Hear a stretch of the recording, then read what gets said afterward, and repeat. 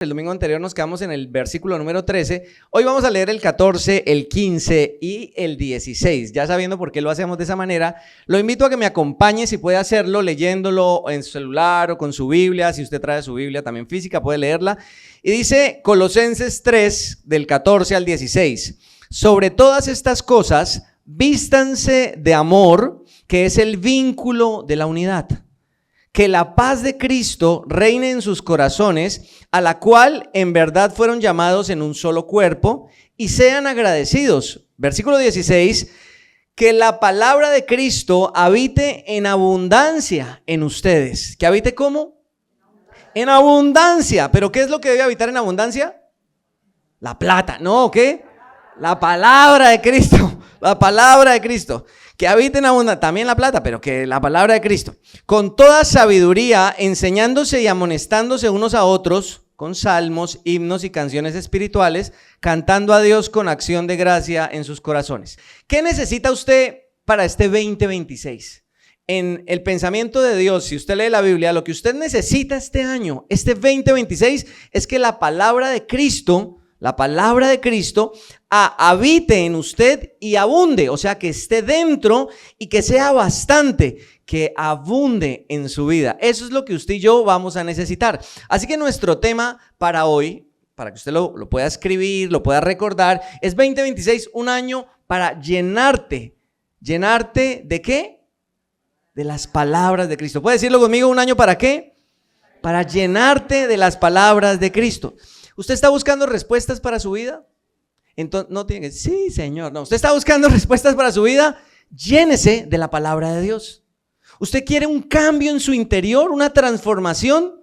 Llénese de las palabras de Cristo.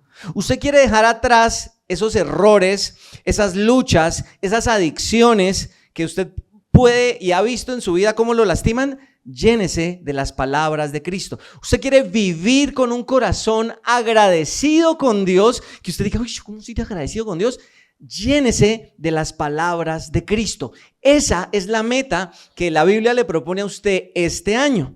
Así que quisiera que pensara en esto que recordaba, hablando de todo esto que uno necesita. ¿Usted necesita esto? Sí, yo lo necesito. Y pensé en uno de estos programas que veo o vi en algún tiempo, sobre todo cuando usted está en un lugar que no tiene mucha señal, o sea, muchas opciones para ver. Y son estos programas de televentas. No sé si alguna vez ha visto los televentas. Estos usualmente los dan en canales por la mañana, no sé, cuando usted está de viaje pone a veces la señal del hotel donde está y no tienen solo eso. Y no es que usted lo vea, pero ¿qué son estos programas de televentas? Siempre intentan venderle a usted algo o que no sirve o que no necesita.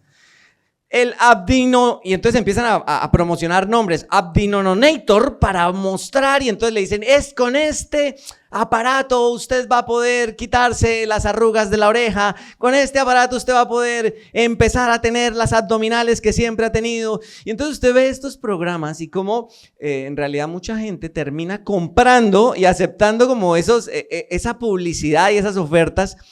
Pero en general siempre usted va a tener una gran decepción porque los productos que le están ofreciendo o no sirven o usted realmente no los necesitaba. Productos que pueden servir de pronto para la forma en cómo usted se ve. Le venden bandas, planchas, resortes, tirantes y le dicen, si usted usa esto, y ponen un modelo tal vez así súper acuerpado, va a estar así en un mes. No es cierto, es falso. Es fraude, ¿sí? Usted nunca, y si usted utiliza esta crema, este aceite, esta pastilla, esta inyección, entonces usted va a poder quitarse la grasa localizada. No es cierto. Si usted se toma esto en ayunas, no es cierto. Escúcheme, no es cierto. No le va a funcionar. Le están tratando de vender algo que no es real. Le están creando una expectativa que usted no va a poder cumplir. Hoy en día se usa mucho esto, no solo en estos programas de televentas, también en las redes sociales se ven muchos, se promociona mucho para tus negocios. Toma este curso, toma este taller, toma esta masterclass y entonces vas a poder entonces mejorar o aumentar tus ventas y se van a disparar tus vistas siempre. Y usted en el afán que usted tiene de un cambio, en el afán que usted tiene de obtener resultados, todo esto se vuelve como atrayente para su vida. Hoy te ofrecen el coach, el motivador, el gurú, el sanador, el profeta, si tú lo escuchas, si tú compras su curso, si tú vas a su conferencia, entonces él va a poder repararte, sanarte, cambiarte. Escúchame, no es cierto, no va a pasar. Va a haber siempre esta gran decepción. Y quiero que entiendas por qué. Porque tal como la Biblia nos muestra, la vida abundante que Dios tiene para ti y para mí, esa vida nueva y esa vida madura no va a ocurrir por un producto mágico, una persona sobrenatural que llegue a tu vida, no va a ocurrir por magia, no va a ocurrir tampoco por accidente, ni porque tú tengas buenas intenciones. ¿Cómo quisiera yo esa vida que Dios tiene para mí? No va a ocurrir. La vida cristiana es un proceso de trabajo honesto, continuo, profundo con Dios. Y a eso es lo que llamamos discipulado. El discipulado es ese trabajo honesto, continuo, profundo con Dios. No es la crema, no es la pastilla, no es el coach, no es el resorte ni la plancha. No hay nada de eso que vaya a hacer que tu vida sea abundante, salvo tener un proceso con Dios. Y quisiera que vieras esta afirmación y pudieras entender entonces cómo este 2026 tú vas a poder ver un cambio en tu vida de manera real, sin necesidad de venderte la idea de que es mágico. No, es un proceso. Y lo que Pablo está diciendo en el texto que leímos es que una iglesia madura, un creyente, una persona madura, siempre lo es porque habita en las palabras de Cristo. Y no solo conoce lo que la Biblia dice, también lo vive y crece en eso que la Biblia dice cada día. Ahí está la diferencia entre la vida cristiana genuina, madura, que da resultados, y la que no. Si el mensaje abunda en nosotros, escuche, porque como iglesia, este es tal vez el panorama que yo quisiera tener. Si el mensaje de Cristo abunda en mi vida y en la iglesia, podremos formar, corregir y animar a todo el que está buscando un nuevo comienzo. ¿Sabe por qué hay tantas decepciones? Porque estamos partiendo del principio equivocado, porque no queremos un proceso serio con las palabras de Cristo. Esperamos algo mágico. Pase, voy a orar por usted y su vida va a cambiar. No va a ocurrir de esa manera. Y quiero entonces que vayamos a este primer punto, pero si quiere que oremos por usted, pase y oramos, pero lo vamos a animar a un proceso profundo. Y quiero ir al primer punto, que es este punto de madurez. La madurez es vivir la importancia de Cristo y sus palabras. Y entonces, por eso este primer punto nos introduce con esta idea. La madurez es vivir la importancia de Cristo y sus palabras. ¿Dónde encontramos esto? En la Biblia, es lo que Dios nos está enseñando en estos pasajes. El versículo 16 afirma que la palabra de Cristo habite en abundancia. Pongan un especial énfasis o lupa en estas dos palabras, habitar y abundancia, porque dice que las palabras de Cristo habite en ustedes y en abundancia, con toda sabiduría, enseñándose, amonestándose unos a otros con salmos, himnos, canciones espirituales, cantando a Dios con acción de gracias en sus corazones. La acción de gracias es importante, pero quiero que nos fijemos en esas dos palabras. La primera es habitar. Y mire que esta palabra de habitar, y habitar en la palabra no es como pasar de manera superficial, como quien viene un domingo y pues de hecho acá en esta casa nosotros no habitamos, nosotros tenemos una casa en la que nosotros habitamos. Entonces, habitar sugiere no estar de paso, habitar sugiere vivir en eso permanentemente. Y eso es lo que Dios quiere que nosotros entendamos, que esa transformación y madurez solo llega cuando dejamos que la palabra realmente habite en nosotros. Habitar en la palabra es permitir que ese mensaje no solamente llegue de manera de conocimiento a nuestra mente, sino que termine permeando nuestro sentir. Y al final lo que creemos de manera profunda termina representándose en nuestras acciones. Eso implicaría el habitar en la palabra. Pensando en habitar en la palabra, me gusta esto práctico que sucedió en 1500 con Martín Lutero y la Reforma Protestante. Porque Martín Lutero hizo un trabajo excelente de traducir la Biblia al idioma alemán. Hasta ese momento la Biblia solo estaba en latín, entonces la gente no tenía acceso a eso. Martín hizo algo sorprendente. Mire, la traducción de la Biblia al alemán duró 12 años por parte de Martín Lutero. pero hubo algo tremendo en esa traducción, que el Nuevo Testamento se tradujo tan solo en 3 meses. En 3 meses el Nuevo Testamento fue traducido del latín al alemán. ¿Y cómo hizo Martín Lutero eso? Bueno, Martín Lutero era un experto. Él dominaba el griego, dominaba el latín, dominaba el hebreo. Él era un estudioso, ya era un catedrático del Nuevo Testamento antes de hacer la traducción de la Biblia. Por eso él habitaba en la palabra, en el sentido en el que él dejaba que la palabra permeara su vida, porque lo que hizo fue esto. Él tradujo al idioma coloquial. Entonces, en Alemania, habiendo diferencias en los idiomas, o sea, dentro de Alemania se hablaban diferentes tipos de alemanes, él tradujo la Biblia al idioma coloquial. Dijo al idioma que se habla en las calles, que puede hablar una mamá, que puede hablar un niño. Por eso esa traducción de la Biblia al alemán permitía que las madres pudieran conocer la Biblia y tenerla ahí muy cerca, que los campesinos, hasta que los niños pudieran tener un contacto con la palabra de Dios. Habitar en la palabra permitía ahora, en ese momento, con la traducción de Martín Lutero, que la gente pudiera tener la palabra no solamente de paso, como una interpretación que daba un líder religioso una vez un domingo, sino que la tuvieran todos en sus casas, que pudiera estar en los campos, que pudiera estar en la mesa mientras compartían y se reían, pudiera haber un compartir de esto que estaban leyendo y entendiendo.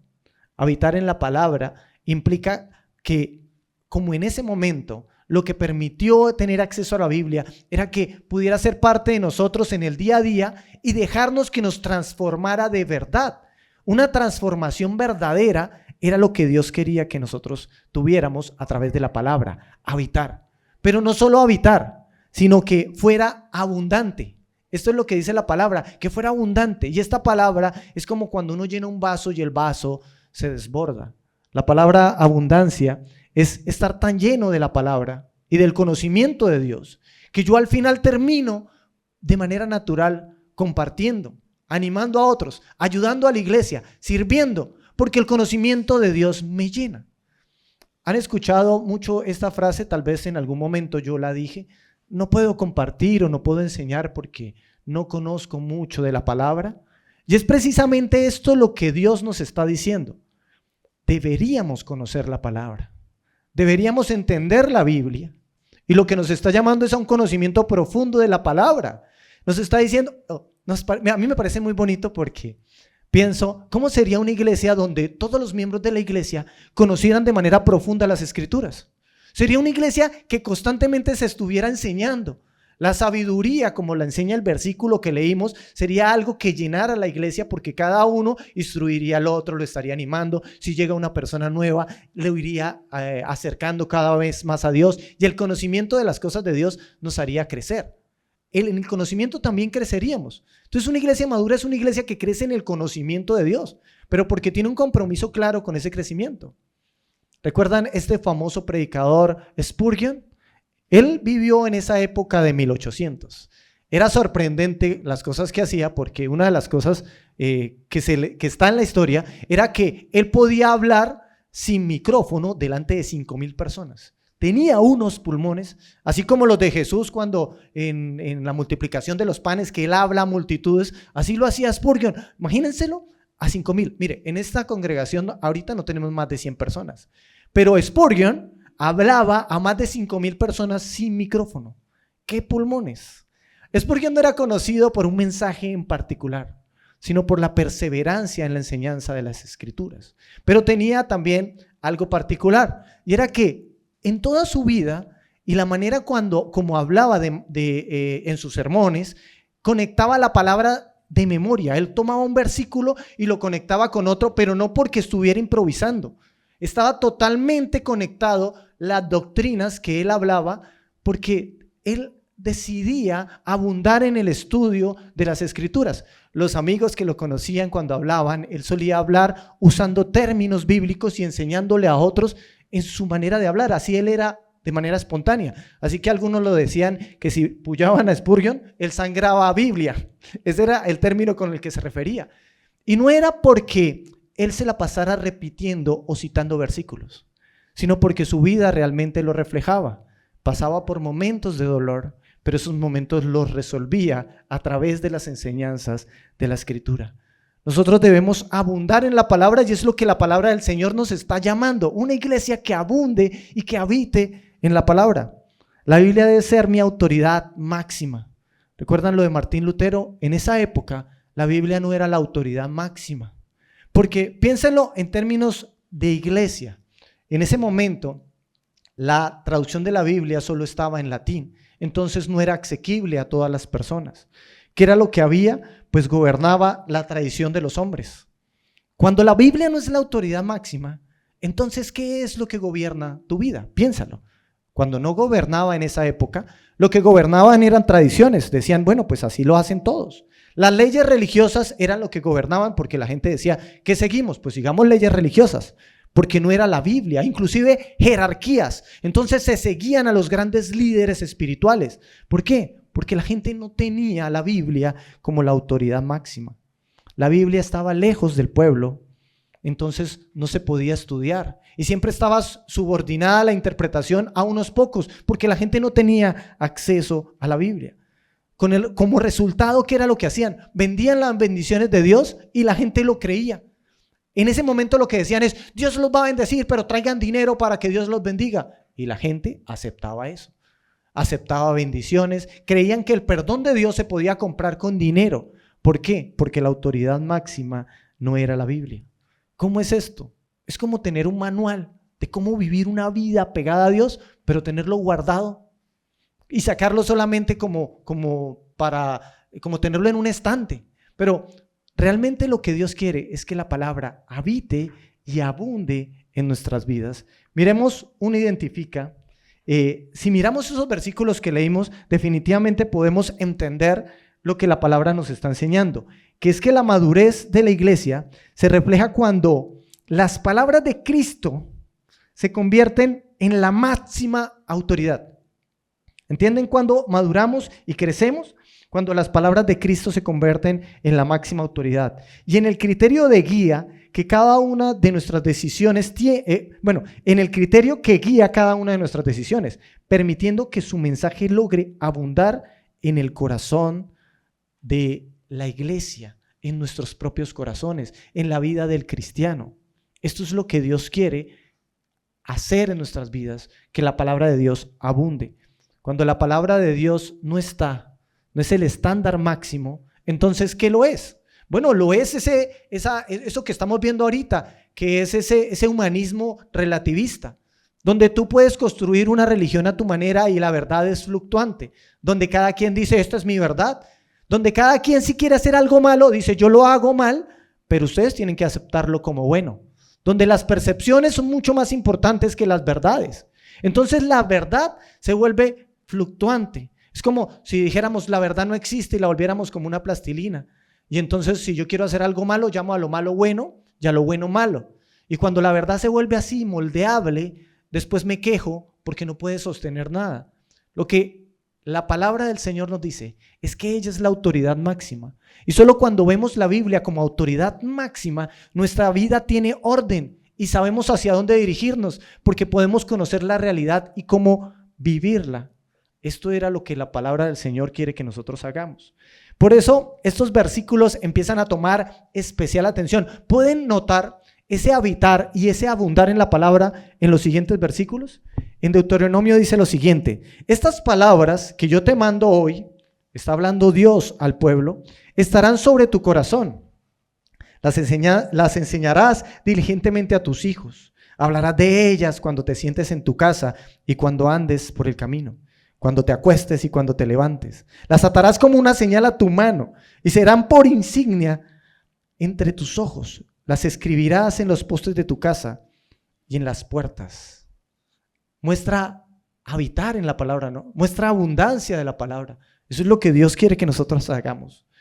Y Jesús, ¿cómo lo dijo Jesús? Bueno, mira este versículo. Si permanecen en mí y mis palabras permanecen en ustedes, pidan lo que quieran y se les concederá. Las palabras de Dios, la palabra de Dios, la Biblia debe permanecer en nosotros y entonces demostrará que realmente tenemos una relación verdadera con Dios. Dios nos está pidiendo ser esa iglesia en la que la palabra habite y abunde.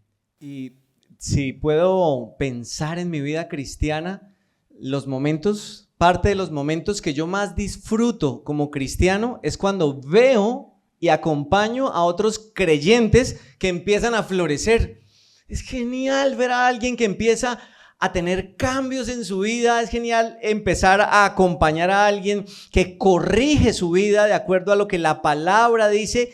Y es genial, se disfruta muchísimo encontrar a alguien que en su corazón empieza a llenarse de alegría con Dios, que su corazón ya no tiene la amargura que tenía antes, sino que ahora tiene una alegría. Eso es en realidad de las mayores alegrías que tengo y que disfruto como cristiano. Pero también de las cosas que más me entristece y que es más difícil de ser cristiano es ver a otras personas marchitándose en su fe. Es ver personas que comenzaron con alegría porque habían puesto la palabra en un lugar correcto, pero con el paso del tiempo empezaron a perderla. Tal vez la dejaron en esa vitrina de la vida, en ese lugar de la mesa de la vida apartado, y empiezan a marchitarse. Y cada vez entonces disfrutan menos lo que antes disfrutaban. Cada vez sus cambios son menos frecuentes.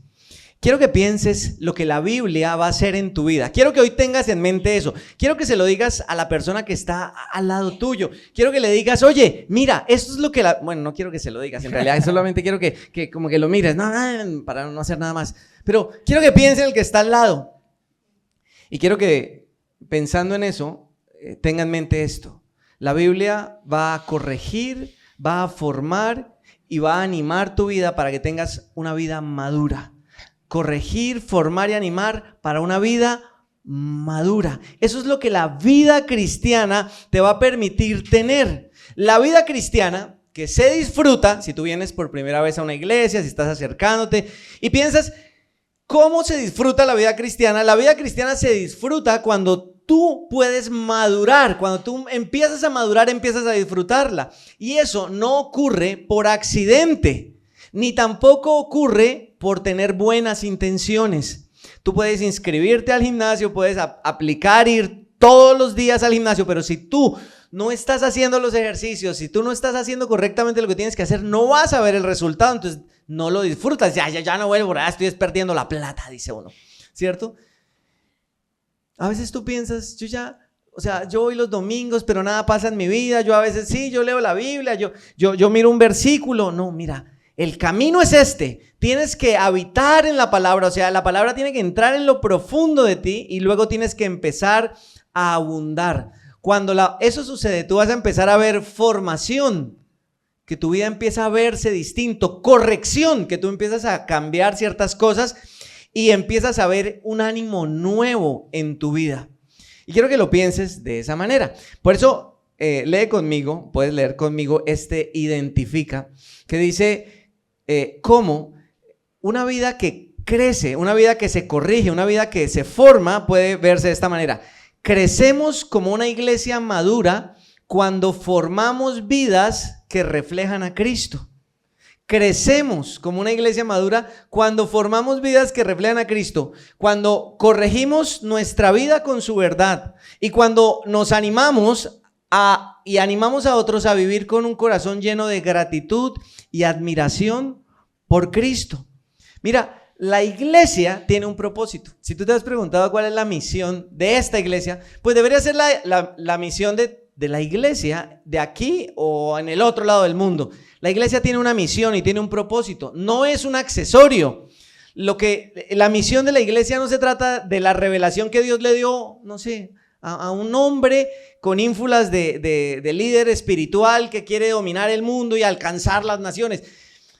La iglesia tiene una misión y la misión de la iglesia es que podamos conocer a Cristo y llenarnos de las palabras de Cristo para que esa palabra nos forme, nos corrija y nos anime. No es relleno. Lo que la iglesia hace no es un negocio. Lo que la iglesia hace no es un favor a las personas. O sea, esto no es como en la universidad cuando usted se matriculaba y decía, estas son las clases de relleno. Y usted sabía que tenía que ir como por obligación porque es que toca hacerlas. Y a veces pensamos que la iglesia es parte de esas asignaturas de relleno, como que mi vida con Dios es lo importante, cómo transcurre todo aquí en mi intimidad, y la iglesia son las casillas de relleno. No, no ocurre de esa manera, porque la iglesia va a ser parte fundamental de cómo yo conozco a Cristo, me lleno de la palabra de Cristo y soy corregido, formado y animado.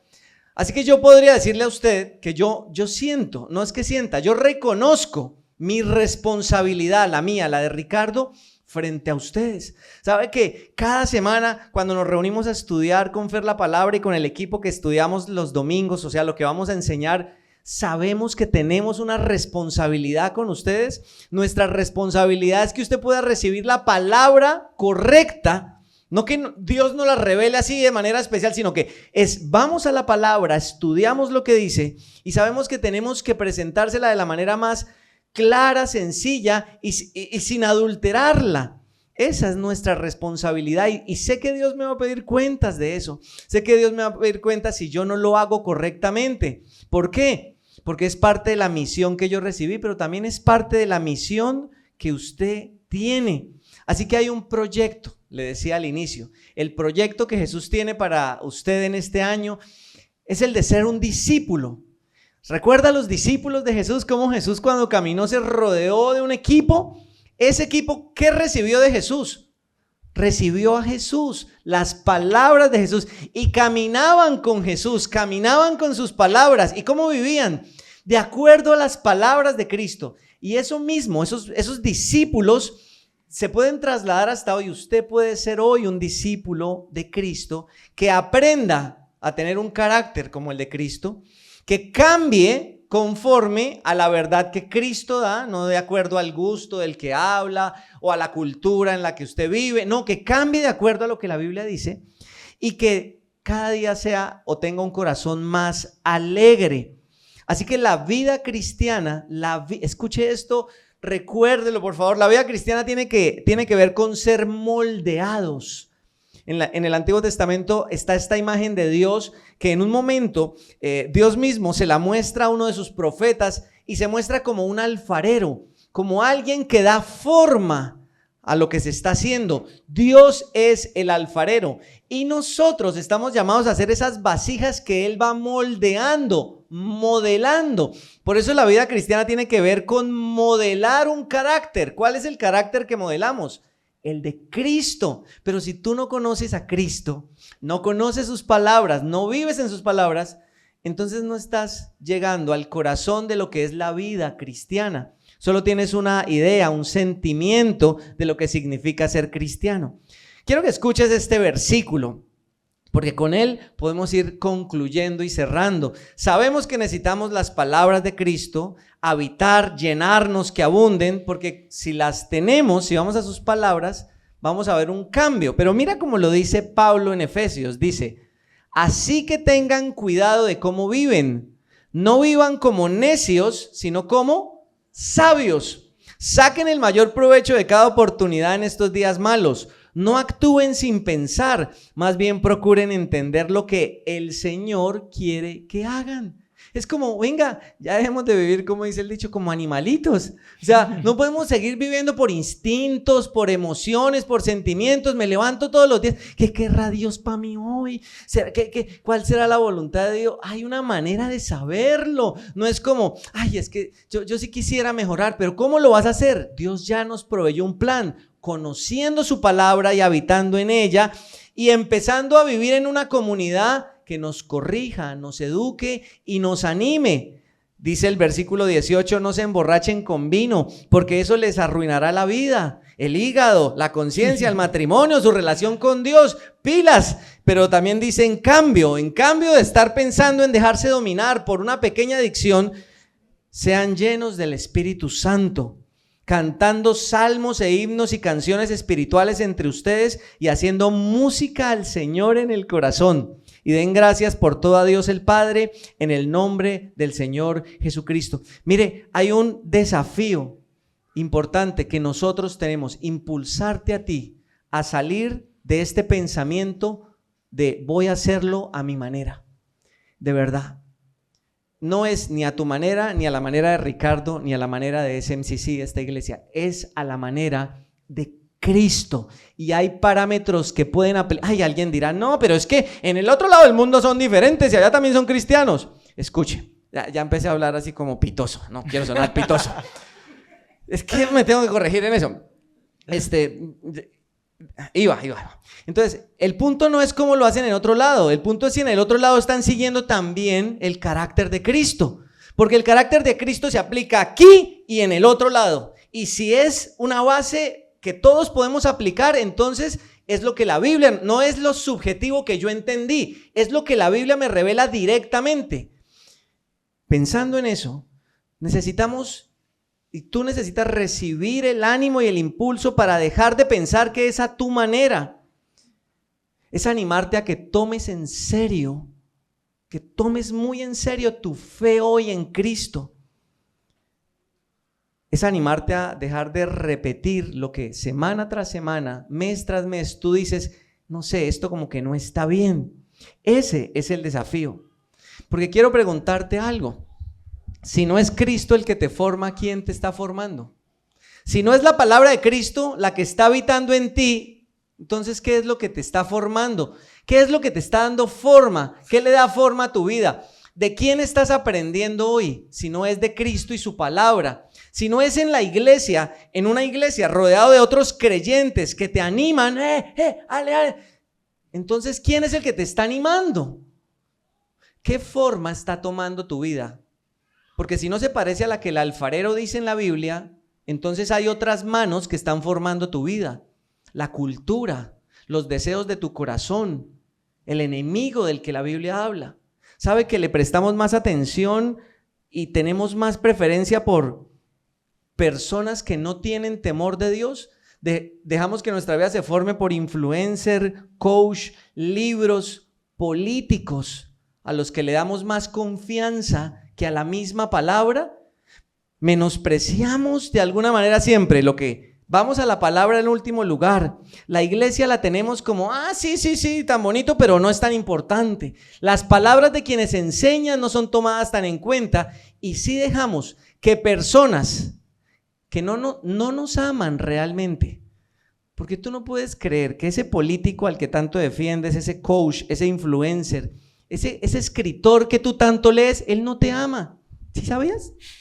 Que él ni te conoce, que tú no le importas tanto. No, nada. Porque a Cristo sí le importas.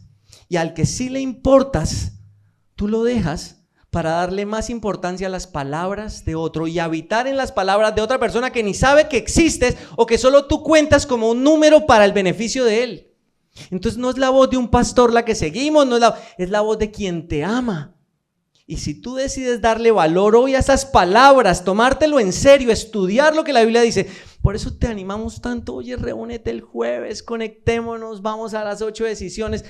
Nosotros no hacemos muchas actividades en esta iglesia, pero las que hacemos las hacemos con tanto amor, pensando en tu formación, que es difícil cuando tú la dejas pasar por alto solo porque no has considerado lo importante que es. Y no hablo solo de lo que hacemos, hablo de lo que la palabra puede darte. Y quiero que pensando en esto, puedas hoy tomarte un momento y decir, y pensar si tú quisieras tomar en serio hoy el llamado que Dios está haciendo a formar tu vida en la palabra que Él te ha revelado y a tener en cuenta quién es el que te está moldeando y decir, Dios, quisiera tomarme en serio el estudio de tu palabra, quisiera empezar a acercarme, no conozco lo que la Biblia dice, vine hoy por primera vez y ya me siento regañado, pero quiero decirte con sinceridad que si te das la oportunidad, porque es tu oportunidad, tú no le haces un favor a Dios, ni a la iglesia, ni a mí por comprometerte tú en un proceso con Dios, tú no me haces un favor a mí. En realidad es parte de mi alegría que lo hagas, pero el favor te lo estás haciendo a ti, el tomarte en serio tu formación. Y para no seguir poniéndome más intenso, quiero orar en este momento.